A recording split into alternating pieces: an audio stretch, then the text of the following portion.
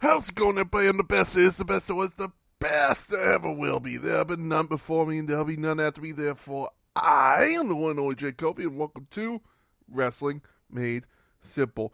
We got an action-packed week this week with your news of the week, followed by your SmackDown review. Then we have a review of WWE NXT Battleground. We then go into a review of Raw, followed by my Clash at the Castle predictions. We then have your WWE Drink of the Week, followed by the Bell Droid of the Week. Let's get into big news this week, though, as it has been revealed that Ricochet has informed WWE he will not be re-signing a new contract. He will be leaving the company. I really hate this. This sucks. Ricochet is one of my favorite performers. I actually found out about this while I was at a concert, and I looked at my dad and my friend, and I said, look at this. And they go, my dad's not a wrestling fan at all, goes, what's the big deal? I go, I don't know. This is kind of like Joey leaving Friends to go join Joey leaving Friends to go join Full House. It's just, it doesn't feel right. I love Ricochet, and when I get to my Raw review, once he was apparently written off TV, I simply said, loved Ricochet in WWE. He's going to land somewhere, and wherever he lands, they're getting a megastar. They're getting someone who will be a world champion for him. And it sucks he's going to be that in WWE. And while a future is unknown for Ricochet, a new star has his future known as Matt Riddle. Apparently has been in talks with TNA. Well, he has not signed a contract yet. Apparently it looks like he may be in the works to have a deal done with TNA and show up very soon, as they have been a slew of signing former WWE stars such as No Way Jose, Fandango, Eric Young, Nick Nemeth, and even more stars who have been released from the company. They actually had some of the biggest signings after the mass releases from WWE, such as Chelsea Green, Matt Cardona, and even other ones from the releases of Black Tuesday. So we'll need to see if this continues and they keep signing former stars even more than AEW. And finally, unfortunate news is The Rock has apparently suffered an injury while working out. It doesn't look like it will be too bad. Looks like he just messed up his shoulder a little bit. Hopefully this doesn't derail any plans for him in the ring anytime soon if he were to come back. But I wish him the best in his recovery, and hopefully we will see him back in the ring again soon. But that does it for your news of the week. Let's get into SmackDown. SmackDown kicked off with Cody Rhodes shown angrily waiting backstage. We then get the Bloodline coming to the ring, and the Bloodline dealing with chants of "We want Roman, Solo sucks, we want Roman." You would then have Angelo Dawkins and Montez Ford come out, along with Kevin Owens, to attack the Bloodline. This would lead to a 6-man tag team match later on in the night. You would keep getting the QR code showing up on the night. You would then get the WWE Tag Team Champions Bianca Belair and Jade Cargill versus Candice LeRae and Indy Hartwell in a short match that didn't last long, as it would be interrupted by interference from the contenders for the titles, Alba Fire and Isla Dawn. And you would also have Shayna Baszler and Zoe Starks attack them, leading to this being made official for Clash of the Champions, a triple threat match. We then get LA Knight asking where United States Champion Logan Paul is. He said Logan Paul isn't here, and that made LA Knight unhappy. It was then made official for later on the night. You would get Carmelo Hayes versus LA Knight. Yeah. We then get Tag Team Champion Grayson Waller versus Johnny Gargano in a nice little singles match. Grayson Waller would pick up the win, but it seems more and more like they are splitting up A-Town Down Under, as during the match he would kind of knock his own tag team partner off the ring apron. Cody Rhodes would then go to the ring and call AJ Styles. AJ Styles would then say he wants one more thing, and that's a shot at the WWE Championship at Clash at the Castle. Rhodes agreed and said he will make AJ Styles say I quit, and his official is an I quit match for the WWE Championship. I will point out that on Monday Night Raw, you would have Michael Cole, who's having a bad week, called Dragon Lee, called him Rey Mysterio, and would actually say the rules for the I Quit match was to keep your opponent down to the count of 10. No, the rules are basically make your opponent say I quit. That is it. You would then have LA Knight defeat Carmelo Hayes in a nice little match. After the match, LA Knight said if Logan Paul doesn't come to SmackDown, then he'll bring SmackDown to Logan. Apparently, this might be a match for Clash at the Castle, or for Money in the Bank, or even they may delay it till SummerSlam. I don't know what it's going to be. I imagine it'll probably be delayed till SummerSlam, so Logan Paul has a big match in front of his hometown, Cleveland, Ohio. You would then get Bayley telling Piper Niven she respects her and she doesn't need to do what Chelsea Green says. And she really doesn't need Chelsea Green. Bayley said if Piper won a match for a WWE Championship, then she only had to ask. It's weird seeing the heel and face dynamic. Bayley, who months ago, probably about 5 or 6 months ago, would have attacked somebody for a championship match and would beat the shit out of people for a championship match. Now telling people, don't do what I would have done.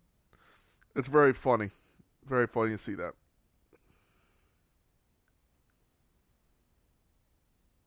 We then get Kevin Owens and the Street Profits defeating Solo Sikoa, Tama Tonga, and Tonga Loa, who Tama Tonga is the new right-hand man, via DQ after Solo attacked Montez Ford with a steel chair. After the match, the Bloodline beat down Owens and the Street Profits, and you would actually have Solo nail Montez with a spear. The SmackDown ended with the Bloodline triple power bombing Owens through the announce table. Now my question is, alright, what's going to happen with it?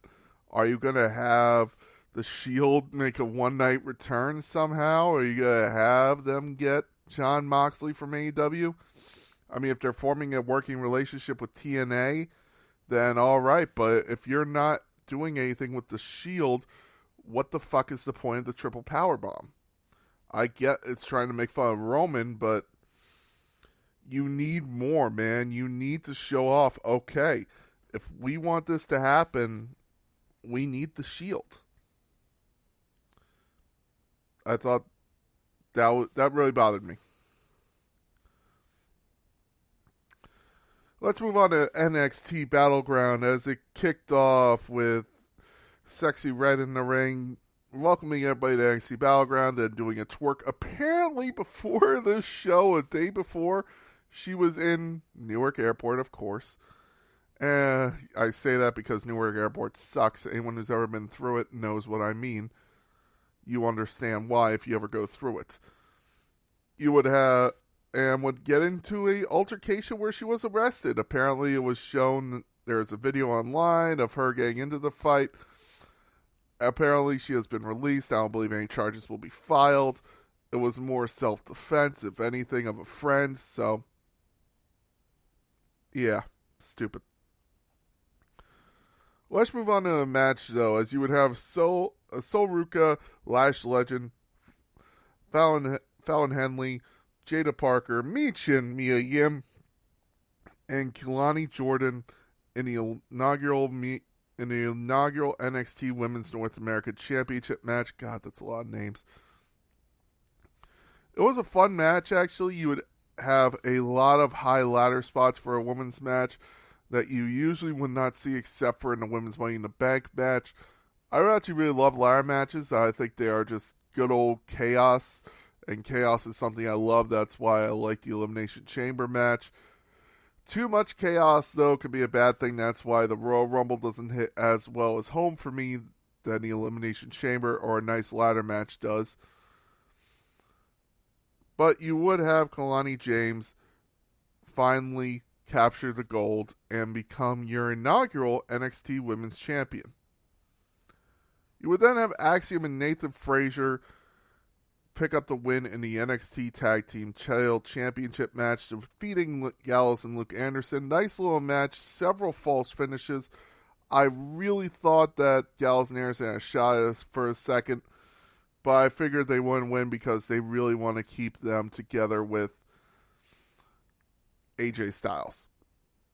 And also, Gallows and Anderson have said that they plan to retire in WWE, so that was actually a shocking moment for me. I thought if anyone, they would be the ones who were like, yeah, we'll probably retire in Japan, which is also the thought I always have for Asuka as well, for those of you, because I remember a poll of like release one, and it was just a bunch of people, and Asuka was on there, and I said, well, if I had to release one, it'd be Asuka so she could finish her career in Japan, because it just feels like the poetic ending to her career that she deserves is to end in Japan. We then get Lola Vice versus Shayna Baszler in an NXT Underground match. You would actually have Lola Vice knock out Shayna Baszler. Good match, but it really does kind of defeat the purpose of Shayna Baszler. One, defeating Ronda Rousey, and two, competing in this NXT Women's Championship match as she is really just being booked as a person who will always end up looking at the lights. I mean, you kind of had that with Chris Jericho, but Chris Jericho didn't have that till really late in his career after he had been a world champion. It really pisses me off that you're really kind of just saying, all right, she can win a couple matches, but she'll never win on pay-per-view. You have a bona fide heel monster that you could really work with here, but you're not doing anything with. Just my 2 cents. We then get Obafemi defending his title against Joe Coffey and Wes Lee. Nice little triple threat match. It's funny going back to NXT Stand and Deliver, where they said Obafemi is not used to a triple threat match, and he would defend it there. I believe he would defend it in another triple threat match sometime between this and between Stand and Deliver and now. And then you would have, and now you have him defending in another triple threat match. It's really become Obafemi's match. And the question is now, who could defeat Obafemi? There's no question he is one of the toughest guys to ever hold this North American title. And I honestly see him holding it until he gets the main roster call and it's just like, listen, I'm relinquishing it so others can hold it. Kind of like they did with Asuka. We then get TNA Knockouts World Champion Jordynne Grace versus Roxanne Perez in a fun, awesome match. While Jordynne Grace wouldn't win the match, you would have Roxanne Perez win it. She did definitely show up, and I really enjoyed this match. Probably the match of the night for me, in my opinion. Look for them to do more with TNA if this is the caliber they're getting from them. Look for maybe a WWE and TNA crossover more in the future. You would then get your main event of Trick Williams defending against Ethan Page. This was Ethan Page's WWE debut match. Awesome job here. You would have Trick Williams retain the title. It would have been weird to see Ethan Page take the title in his first match. Even though I think I may have said I thought he might in my predictions last week. It's awesome to see that Ethan Page is really doing well outside of AEW and is actually showing up to WWE. Wasn't match of the night by far, but it definitely wasn't the worst match of the night. I thought that would probably go the NXT Tag Team Championship match, but it was definitely a good match. Time for Raw, ladies and gentlemen. Raw kicked off with Drew McIntyre and Damian Priest. Drew telling Damian he has to face Finn Balor one-on-one tonight. If Drew wins, every Judgment Day member will be banned from ringside at Clash at the Castle. If not, Judgment Day will be allowed at ringside for their WWE World Heavyweight Championship match. Liv Morgan and Dominic Mysterio storyline continues. This almost made me turn off Raw. This is how bad, in my opinion, this storyline is. I understand where they're going with it, but Jesus Christ, come on. But it took a bit of a turn later on that I didn't expect, and people are pointing out some things that I didn't see, but now that I look back, I easily see it. I'll get to that later. As she would invite Dominic to her hotel room and leave her hotel key in the clubhouse. You would then get Io Sky versus Lyra Valkyria in a very nice match. You would actually have Io Sky pick up the win after Damage Control got involved. After the match, you would have Damage Control attack Lyra, and Kaden Carter and Katana Chance would come in to make the save. I guess Io Sky is crazy now. I don't know. She's like screaming again. She's acting like she did in NXT, which I'll get to that more later on. Wink, wink. We then get Braun Strowman, Rey Mysterio, and Dragon Lee versus the Judgment Day in a very nice match, except for Michael Cole not remembering who Rey Mysterio and Dragon Lee were. Braun Strowman, Rey Mysterio, and Dragon Lee would pick up the win with a running power slam.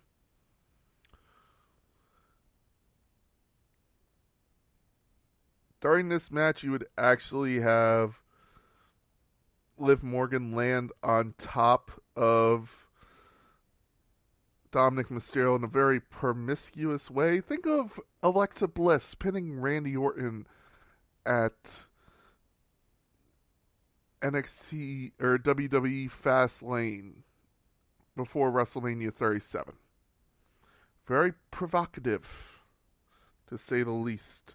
I'm thinking between this and Sexy Red coming back and coming to WWE, WWE is not caring about the PG rating whatsoever, and I feel like they are really trying to be, okay, let's take this back to the TV-14 era with this deal with Netflix, because let's face it, they're going to get the views on Netflix no matter what.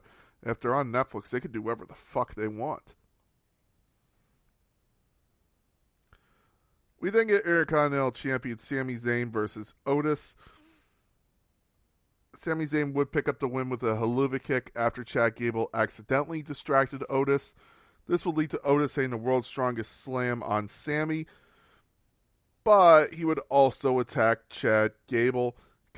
He would rip off the shirt that said Alpha Academy and just stare Chad Gable down, basically saying, hey, I'm on no one's side. I'm on Otis's side. You would then get Shayna Baszler and Zoe Starks defeating Alba Fire and Isla Dawn. This made no sense to me whatsoever. I thought this was so stupid in a tag team match because really takes the power away. Okay, these two lost to the women's tag team champions, and they just beat the other challengers for the match. So we know that the women's tag team champions could beat Shayna Baszler and Zoe Starks. And we know Zoe Starks and Shayna Baszler can beat Alba Fire and Isla Dawn. So what the fuck? What's the point of this match? Tag team champions should be able to beat them no problem. We then get Braun Breaker versus Ilja Dragunov. An amazing match. Braun Breaker would pick up the win with a bunch of spears to Ilja Dragunov, almost basically breaking his ribs. Braun Breaker would go to spear Ilja through the ring barricade, but it would end up as Ricochet would attack Braun, and he would make the save. After the match, you would get Ricochet attacked backstage, being lawn darted into the TV trailer, as you would have Eric Bischoff say for WCW, if you remember that, and he would then be put through a window of a car. He would then be taken away in an ambulance, and as this is again probably the last time we will ever see Ricochet on WWE TV, good luck to him. He's taking a huge bet gambling on himself. Worked out for Cody Rhodes. I think it could work out for him. I think he's more talented, in my opinion. No offense to Cody Rhodes. I think Cody Rhodes is amazing, but I think Ricochet just has a talent that's unbeatable. And if he's given the keys to his kingdom, he will rule it like no one else. So good luck, Ricochet. Wherever you end up, they're getting a megastar, in my opinion. You then get the main event of Drew McIntyre versus Finn Balor, and it was a fun match. You would actually have Judgment Day really get involved, but Drew McIntyre was able to hit the Claymore on Finn Balor, and Judgment Day is now banned from ringside for Clash at the Castle. Fun Raw if I really had to get into it. Again, my only problems were Michael Cole and Io Sky. One of those will be my Battle Droid of the Week. There's a spoiler for you. I don't give predictions. I only give spoilers. Thank you, Paul Heyman, for that one. But it was definitely fun. It was definitely different. They've really stepped up the, hey, we don't care about the PG rating anymore. They just care about having a good time and creating a product that everyone enjoys, whether you are 12, I'll say 14, let's say 14, to whether you are 60. It is a fun time. I mean, I'm going by when I was first allowed to watch Family Guy, and oh my god, that was so funny because these jokes are something I'm not supposed to see, but they're still funny. To now of WWE doing it, I'm imagining like kids watching it going, they just did that with Liv Morgan and Dominic Mysterio. Oh my god. It's their own attitude era.